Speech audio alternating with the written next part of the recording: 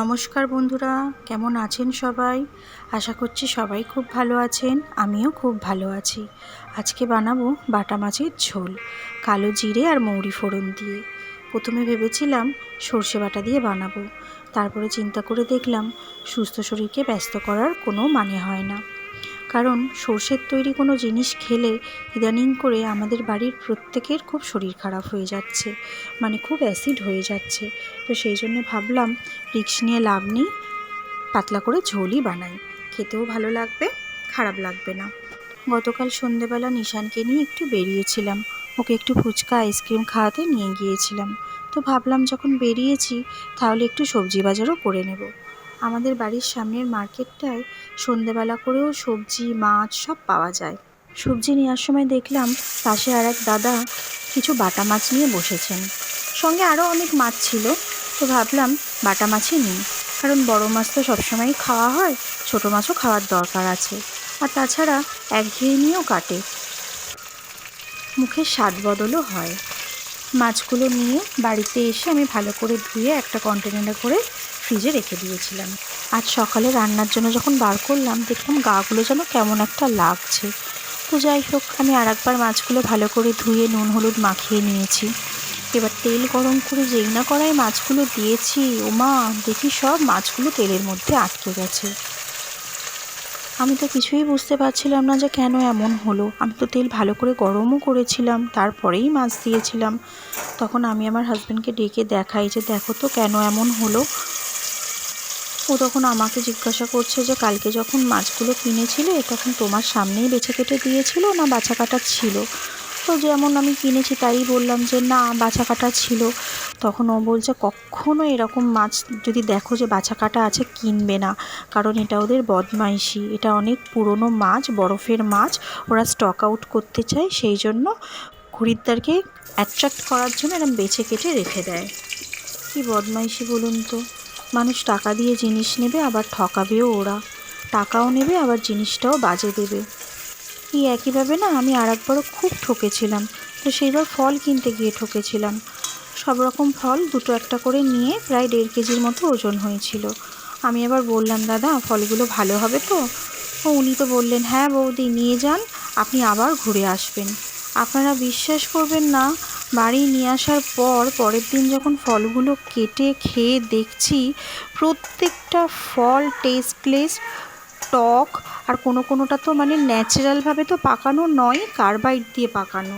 কাকে বিশ্বাস করব বলুন তো? সবাই যদি এইভাবে ঠকায় তাহলে আমরা সাধারণ মানুষরা কি করি, কোথায় যাই বলুন তো? কথা বলতে বলতে আমার মাছগুলো ভাজা হয়ে গেছে, সঙ্গে আলুও ভেজে নিয়েছি। এবার ফোড়নটা দিয়ে পেঁয়াজগুলো দিয়ে দেব। মাছগুলোকে খুব কড়া করে ভেজে নিয়েছি, তা না হলে মাছগুলো সব ভেঙে যেত। পেঁয়াজটা দিয়ে সঙ্গে একটু আদা রসুন বাটা আছে সেটা দিয়ে খুব ভালো করে মশলাটা কষিয়ে নেব।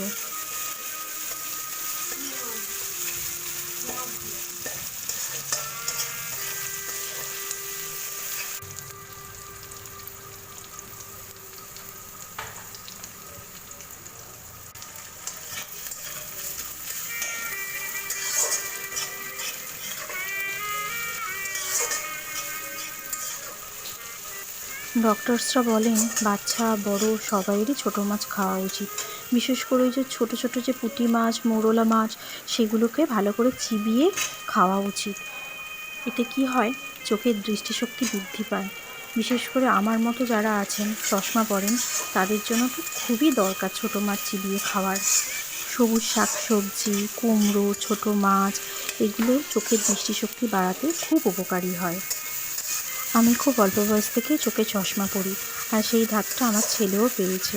তবে আমার ছেলে আমার থেকেও অনেক অল্প বয়স থেকেই চোখে চশমা পড়ছে। ক্লাস 2 থেকেই একে চোখে চশমা দিতে হয়েছে।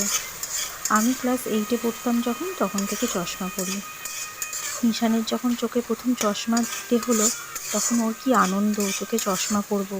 আমি আর ওর বাবা কত বোঝাতাম, এখন আনন্দ করছিস, পরে বুঝতে পারবি এই চশমাটা একটা বোঝা মনে হবে, যেটা এখন আমার মনে হচ্ছে। সত্যি বোঝা মনে হয়।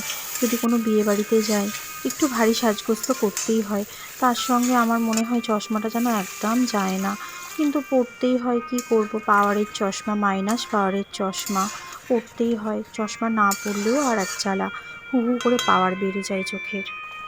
ঝোলটা ফুটে উঠেছে, এবার ভেজে রাখা মাছগুলো ঝোলে দিয়ে দেব। খুব বেশিক্ষণ মাছগুলো ঝোলে দিয়ে ফোটাবো না, তাহলে মাছগুলো ভেঙে যেতে পারে। অল্প একটু ফুটিয়েই গ্যাসের নবটা বন্ধ করে দেব।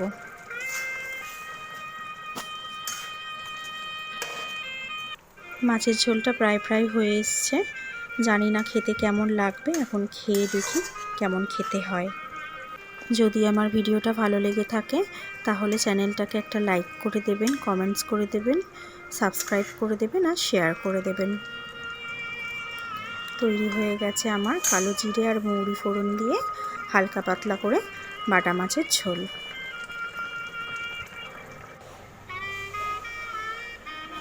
ধন্যবাদ বন্ধুরা, আজকের মতো ভিডিওটা এখানেই শেষ করছি।